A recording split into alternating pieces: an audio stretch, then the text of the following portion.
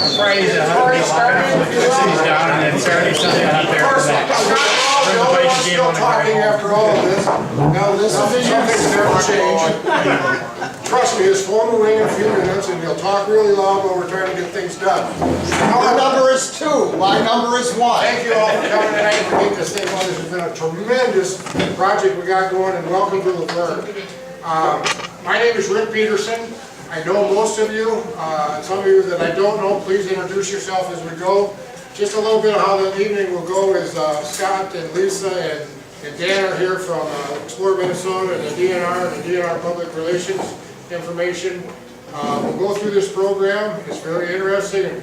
The bar is open. Just go up there and tell them what you want. We'll pick up the tab, and when that's all finished in the program, the food will be in the back, and we can socialize and talk and brag about how many birds we're going to get our people to shoot. One thing I'd just like to say before I turn it over to Lisa is you guys are hunter hosts. A very intricate and important part of this whole thing. But you're also Luverne ambassadors. So when you're out in the field with our guests, remember you're representing Luverne, and put your best foot forward, if you would, for our good community. And with that, enjoy our home local brewery, Take 16. And with that, I'll give you Lisa from Explore Minnesota. Okay, we have a brief PowerPoint. Dan's going to talk the most, I'm going to talk the least, and Scott's going to have the most important information, your pairings. Explore Minnesota is a partner in the Governor's Pheasant Hunting Opener, as well as the Minnesota DNR. Established in 2011, some of you have been involved with the Governor's Opener when it was in Worthington, your neighbor to the east. And so we appreciate you coming back to participate here in Luverne. We're in our 8th year. We continue to move around the state for the openers, and even with a change in a governor, we will be announcing at the banquet next Friday evening where we will go for 2019. Again, this is a cooperative promotion between the host community, which thank you again to Luverne, and I really want to give Jane Lanphier some credit tonight, because without Jane,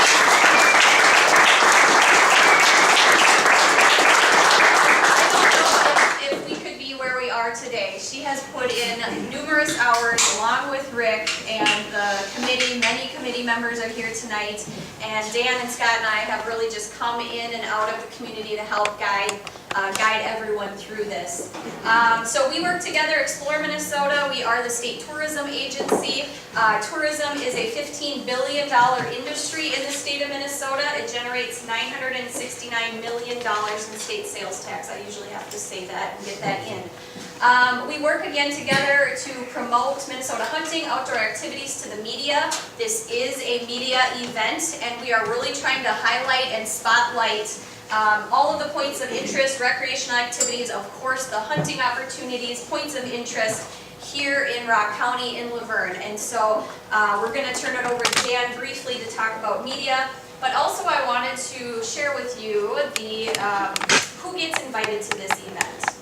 So invited guests specifically are media, your local officials, your federal delegation. DNR and Explore Minnesota have legislative oversight committees that get to attend, or at least are invited.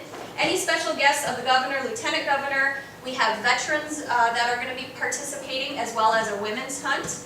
And we have any other special invitees determined by the planning committee. So specifically, the groups that you are going to be taking out have been invited to participate. It's not open to the general public for the hunting part of it. However, the banquet is open to the general public. Sometimes that's a point of clarification, and or the parties that you're taking out, if that should come up, you have a better understanding of how the invitation works. The schedule, of course, I'm not going to run through this. In your packet this evening, there should be a schedule of events. There's 2 of them.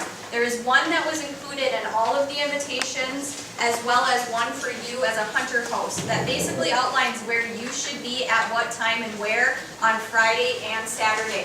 Feel free to participate in any of the scheduled events throughout the weekend, but specifically in there should be one addressed to you as a hunter host. And with that, I'm going to turn it over to Dan to talk about media, and then we'll be around afterwards for questions and answers. Thank you. All right, thank you, Lisa. She's going to be your favorite part of the presentation. So, I'm here to talk about the media impact of the community. And again, I want to thank you all for being such willing participants to represent your community. As Rick stated, you are ambassadors to the rest of the state, to the rest of the hunting community. So it's very important, that you're well represented. This event has grown over the last 8 years, and I'm really excited to be a part of this team because it's a great team. And the communities have progressively done better and better things and garnered more attention, as you can see. You know, we've gone from 33.4 million media impressions in 2013, which brought in $402,000 of ad equivalent dollars. So that's basically $400,000 of free publicity for the host community. Last year, we earned for Marshall $835,000 in free media, basically. So between our work and the community's efforts, it really shines a spotlight on the community. So, again, more than 400 million impressions in the media last year alone. So that's a lot of ink and a lot of airtime. And here we go. So tens of millions of media impressions valued at hundreds of thousands of dollars, as you just saw. Last year, we had 46 media attendees from 33 different media outlets and media attention in 43 separate states. And I think that might even be a wrong number because I thought we had 46. But be that as it may, nationwide exposure for your community. So that's a very good thing.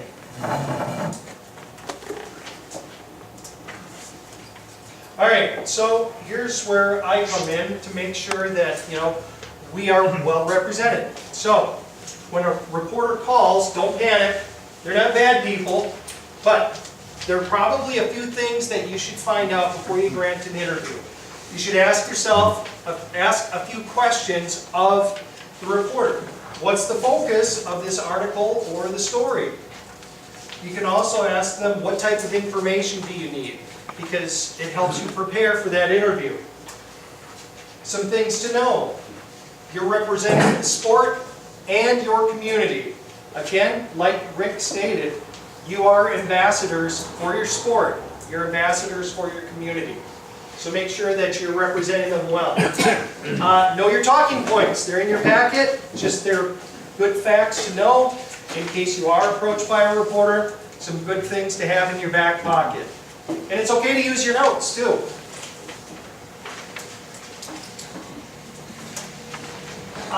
You should also know to do what I call staying in your lane.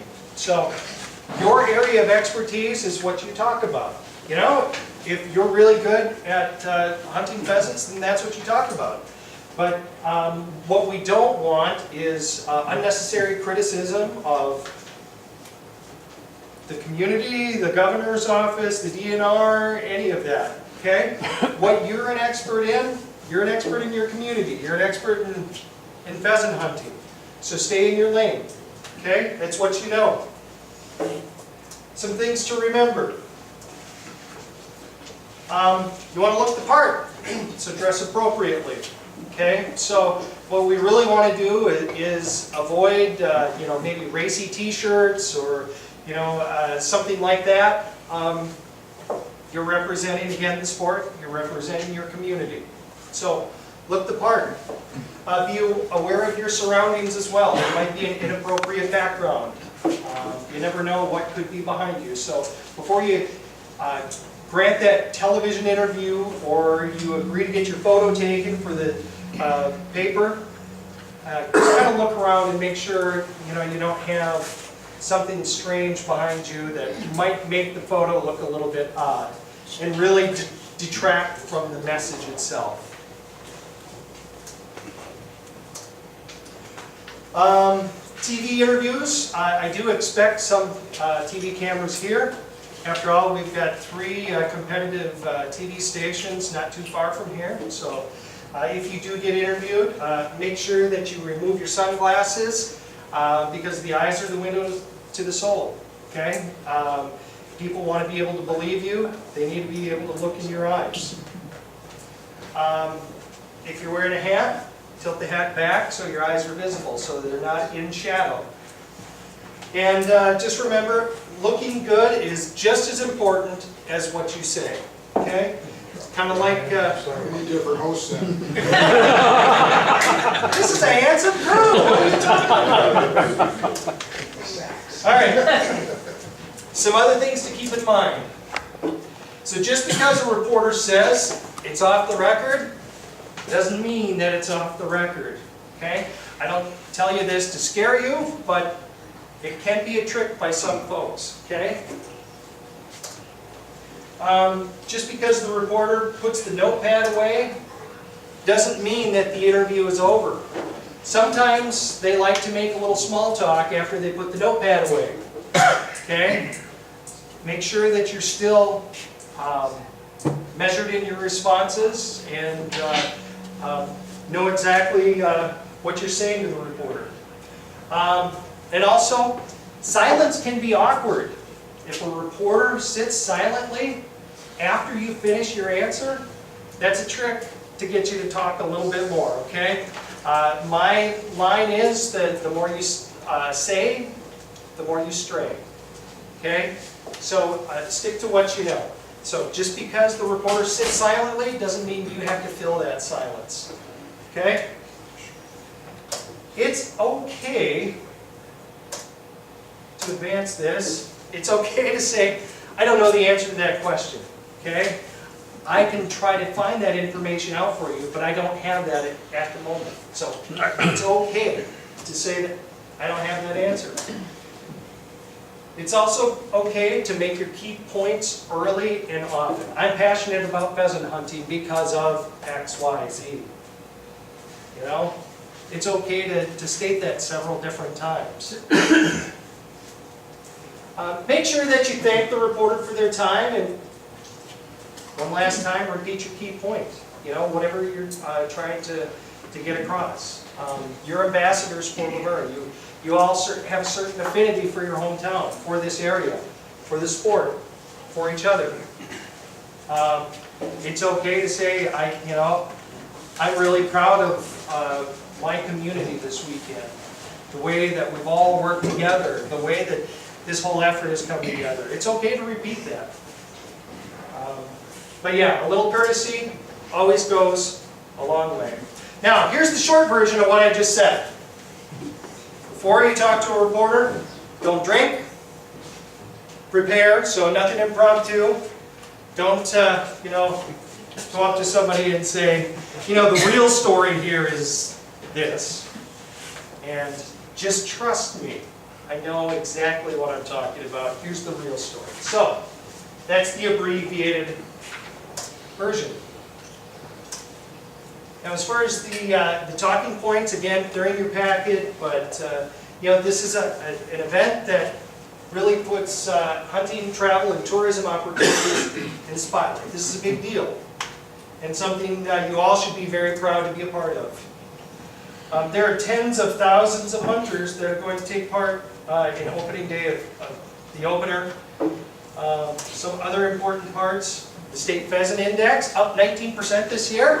It's really good news, right? Yep, there it is. Okay. There's your proof. So, up an increase of 19% from 2017, so we're really pumped about that. And the 2018 Pheasant Index is similar to the 10-year average. And it's 52% below the long-term average. Again, these things are going to be in your packet. Some other things that Lisa kind of touched on too before we get that. Hunting is a long-standing tradition in Minnesota. We have nearly double the participation rate of other states. So that's no small thing. Hunters spend about $725 million a year. Very big business in Minnesota. That's an average of $1,400 per hunter. So kind of a big deal. Outdoor recreation, including hunting, is one of the main draws for visitors to Minnesota. And as Lisa pointed out, $15 billion a year in Minnesota for tourism-related revenue. Outdoor recreation is certainly a big part of that. So, that's it for me. I'm going to turn it over to Scott Rainhill, and he has been involved in all 8 of the openers. So he's got a really good perspective and a really good story to tell. So.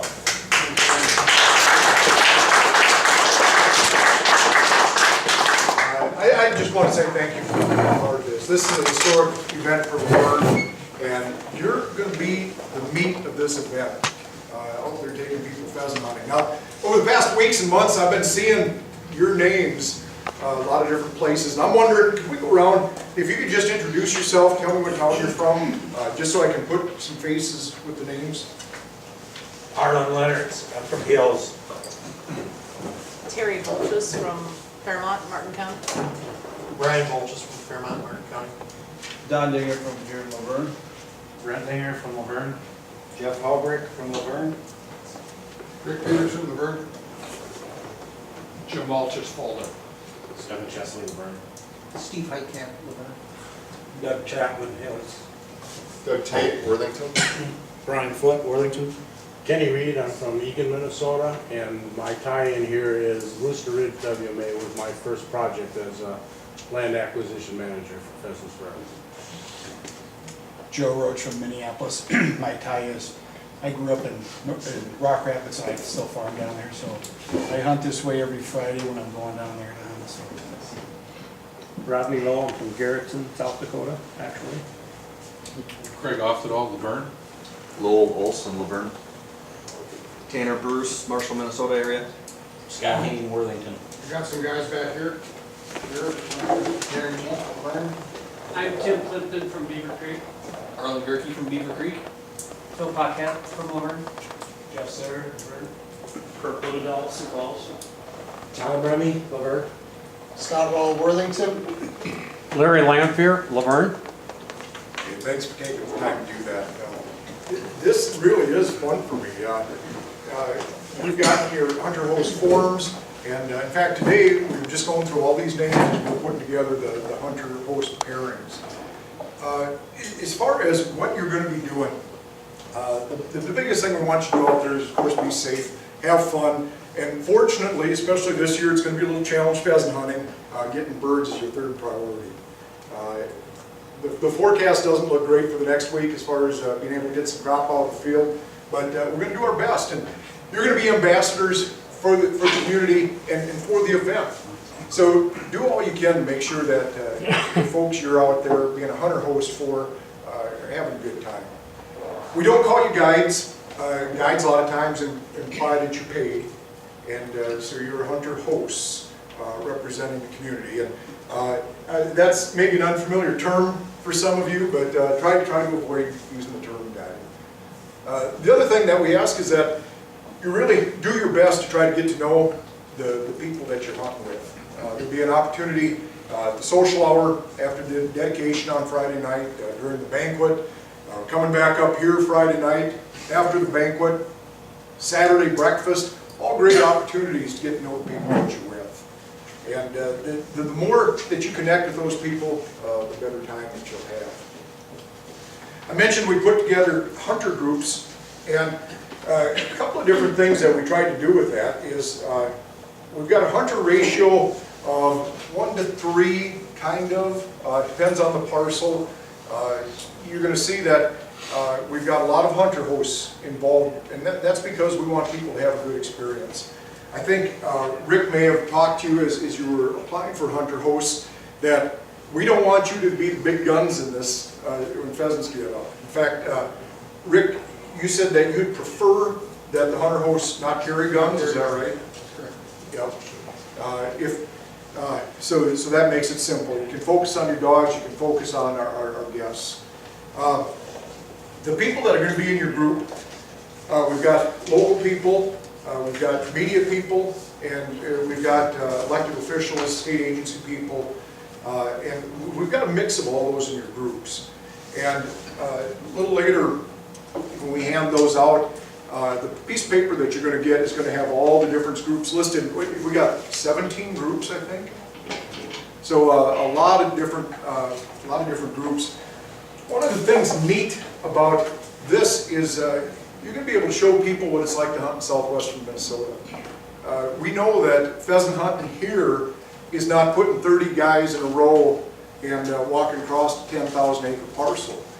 You're hopscotching pieces, you're looking for birds in corners, and that's a pretty neat perspective to show people, whether it's media or other people.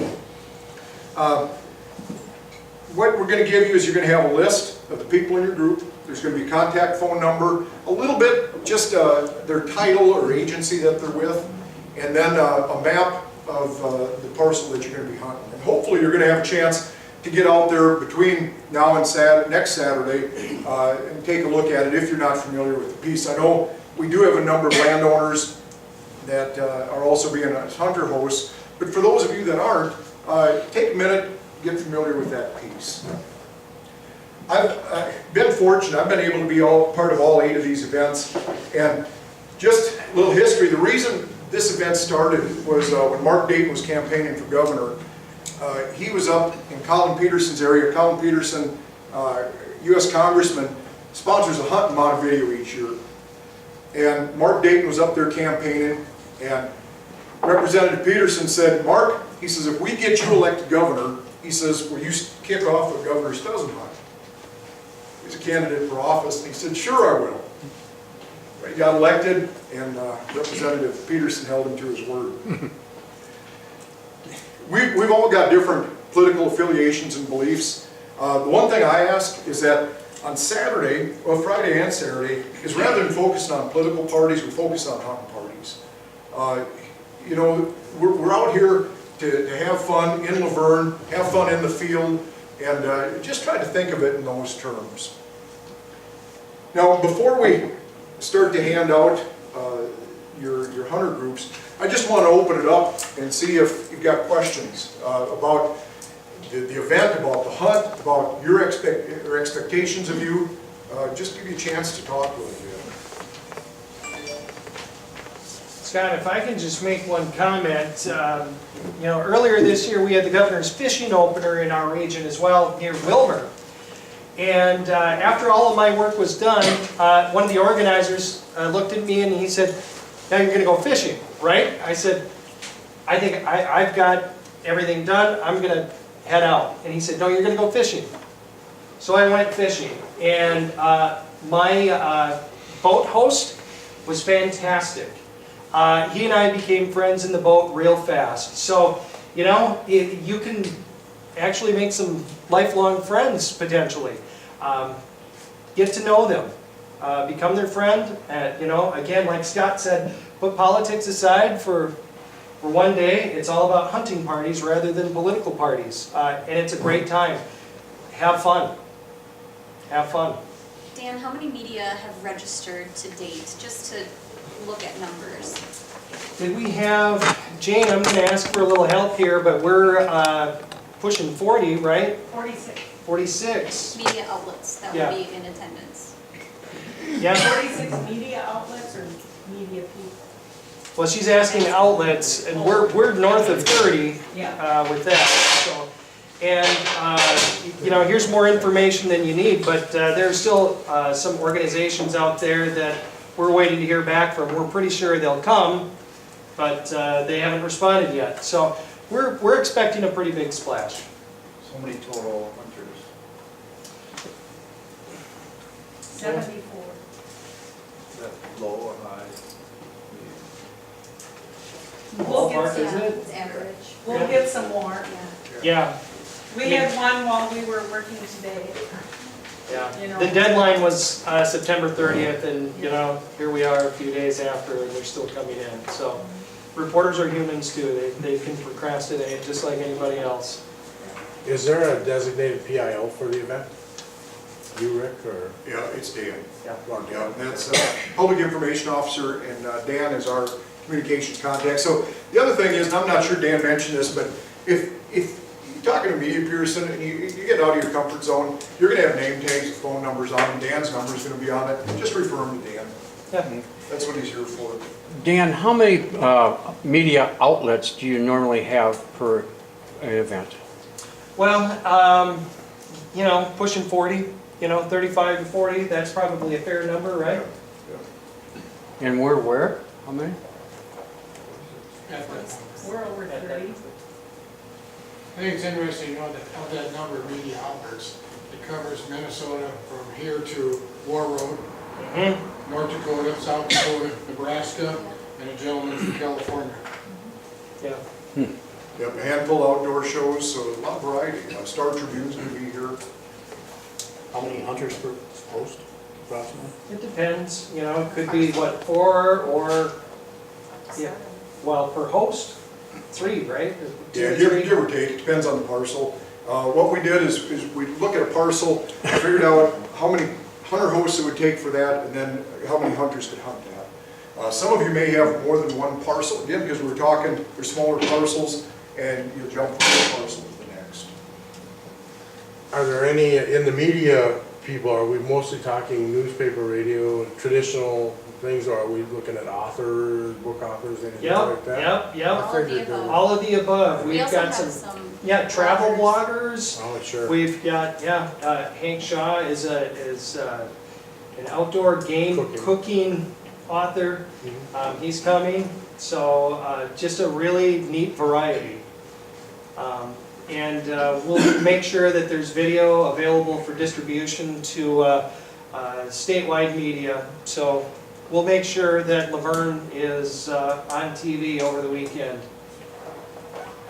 Scott, you hit it. You know, when we talked about maybe three people per hunter host or whatever, a lot of times if you're in a group where you got 2 hosts and 6 people, some of the people that you're taking are also bringing their own dogs. So it's not like your 2 dogs got to cover ground for 6, because some of those people will have some extra horsepower on the ground as well. Yeah, and the thing to keep in mind is you're gonna have all levels of hunters. We've got people that are experienced hunters travel around the country with their